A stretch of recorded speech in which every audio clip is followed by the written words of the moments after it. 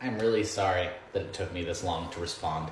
I tend to save really good questions in my drafts, and then I get behind and I don't get to them. But late is better than never. So, are there any domesticated birds that I don't think should be pets? Well, first of all, I think domesticated is probably a point of contention that people won't agree on. I'm about parrots, so I'm going to speak to parrots. No parrots are domesticated. That's my stance.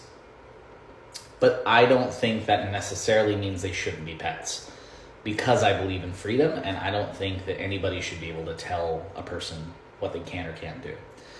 I think there are species that are giant red flags that I think that we should maybe discourage the mass breeding of. So umbrella cockatoos and Moluccan cockatoos, they should be bred to some extent because they are increasingly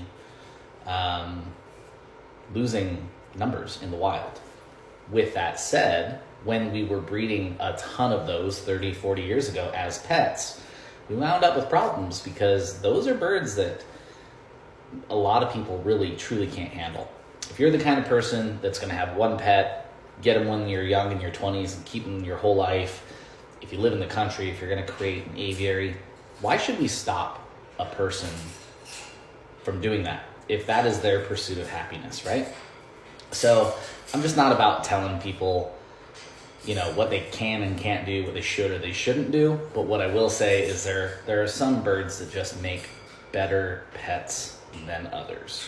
And I think it's okay for us to talk about those on a species level of why you shouldn't get that. But that's pretty much where I draw the line.